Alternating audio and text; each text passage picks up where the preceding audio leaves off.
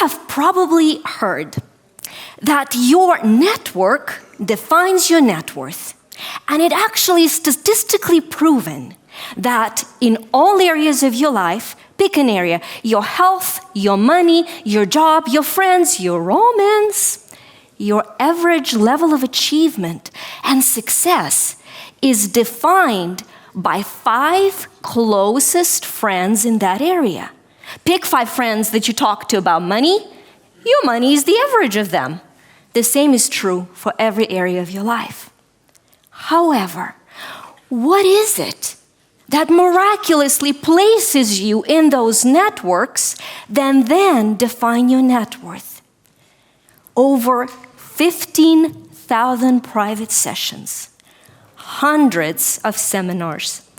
I have come to undeniably know that miracle magic factor is your infinite human worth. It is your connection to your worth as a human that gives you a permission to find friends and networks that raise your net worth. Moreover, it is your connection to your inner worth that in its turn lays the path to peace, purpose, passion, and even prosperity. So today, I want to share with you 3 laws to quantum leap your worth. First, what is a quantum leap? The quantum leap comes from the technical term of quantum mechanics of a quantum jump. In a quantum jump, a little tiny electron is rotating around the atom. It keeps going. Have you felt like you just keep doing things and nothing happens, right? Going, nonstop. All of a sudden, a photon of light enters this enclosed system and merges with the electron. And the electron leaps by appearing on a higher level without traveling the distance. The quantum leap in quantum mechanics is when you go from here to there without having traveled the distance. Leveling up in personal development, that leveling up is claiming a higher level in your life, in all areas of your life. Is it experienced as romantic, beautiful, technical jump? Unfortunately not. Let me tell you about my quantum leap and the feeling that it came with. I actually was invited to this private networking event. Network. Millionaires and billionaires, philanthropists and investors that have been changing this planet. By invitation only, small audience. I'm sitting in the front row. The presenter gets on the stage, takes the stage, and starts talking about quantum leaping your purpose and your business to the next level. And then he says, very often, if not always, just before the breakthrough comes the breaking down. All of a sudden, my palms turn sweaty, cold and sweaty. Oh, the feeling I've come to know from before. A sob, a dance feeling from my guts comes up my throat and comes out as a sob. And all of a sudden, here I am in a prestigious network, and I can't hold myself back. My body is shaking with sobs. I'm hysterical, and I can't stop. The speaker stops to give me a moment to compose myself. I continue feeling distraught, coming into my hotel room. Why? Because at that point in my life, my business is breaking apart. We're a facade of performance with a lot of technical dysfunction and human betrayal. It feels like my vision is breaking apart. And in that hotel room, I had to live what I've taught thousands to live. I had to remember the first law of quantum leaping your worth, the law of presence. Your worth is ever present. Neither your achievement nor results get to define your worth. You are not them. Your worth is ever present. How does it look like for you today? Let me ask you a question. If you have set a goal and you've done everything you knew how to do and you got a goal, will you please raise your right hand? Raise it nice and high. It's dark here. If you're here in this auditorium, I see one hand. Did everybody else was brought here against their will? I hope not.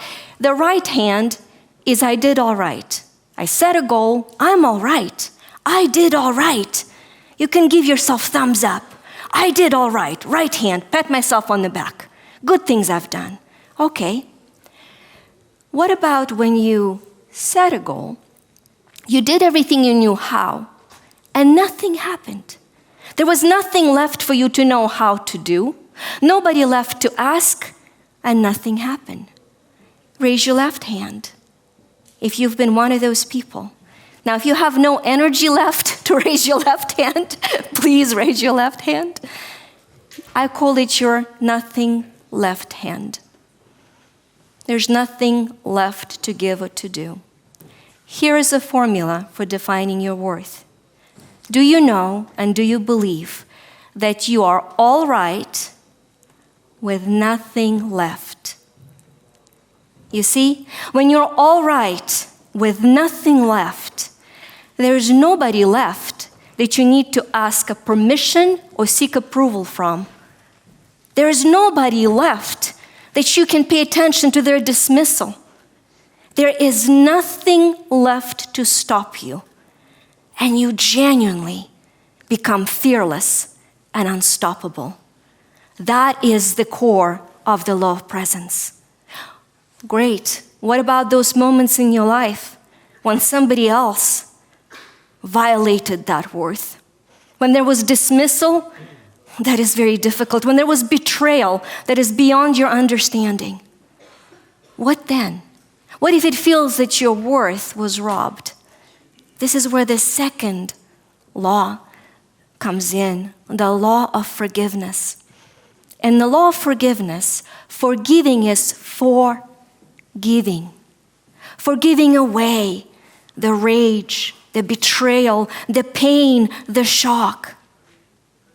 You see, when you and I are hurt, we can choose to hold on to that hurt and hold our fists tight as if fighting. We're going to show you. We're going to prove you wrong. We hold on to the resentment to move us into revenge or regret. The problem with the closed fist is that nothing can get inside. Not hope, not freedom, not opportunity. A lot of us don't forgive because we think forgiveness is absolution. That if we forgive, we absolve of human consequence. Oh no. Forgiving is simply giving away and giving space for good, for compassion, for light, for love, for opportunity. When you experience somebody doing something to you, your subconscious might code it as, I am now unworthy because this happened to me. Or if you've done something you're not proud of, you can think, I'm now unworthy. The tricky part and the true part is that when something or someone does something unworthy, it is unworthy of us. We are not unworthy. The actions are unworthy of us. Forgiving is giving away everything that is unworthy of us. And when we forgive, we open up to receive. Subconscious mind, however, needs to hear being asked for forgiveness in order to let go completely. For Jenny, who was processing years of severe abuse, she's done all she knew how to let go. And yet, there she was, not leaving her apartment, jobless, full of fear. And so I took Jenny through an exercise that thousands have walked through, that I want to invite you to do with me right now. It is an exercise of letter of forgiveness written to you as if by a person who harmed you. Yes, your conscious understands you're writing it, but your subconscious that holds the trauma or the power of a triumph, it needs to hear it to release it. Think of somebody who harmed you and replace Jenny's name with yours as if they're writing to you now. "Hi, Jenny. Please forgive me for not being able to ask you for forgiveness. What I did was wrong. It should have never, ever happened. You did not deserve it. Please, please forgive me." Signed by the name of the offender. One letter. Within months, Jenny had her job, learned to drive, and reclaimed her freedom. Within a month. The law of presence reclaims your worth. The law of forgiveness frees it. Now the law of the prism expands it. In the prism, the light comes into the prism and then it reflects it. We expand our worth when we reflect the worth of those around us. I learned this powerful law over 25 years ago in India. My husband took me on his business trip to India. While he was doing his talks and presentations, I had an opportunity to visit a small charity outside of New Delhi. The charity was actually a Catholic parish that would collect children from the slums where they barely survived. In the morning, they would trade, sell little trinkets, or steal barely to eat. In the afternoon, the bus would collect them and bring them to this charity. They would divide it into two groups, the younger kids and the older kids, and give them bright t-shirts, yellow ones to the younger ones, orange ones to the older ones.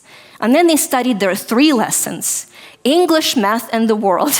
I guess everything that wasn't English and math was the world. An 8-year-old boy sat right in front of me.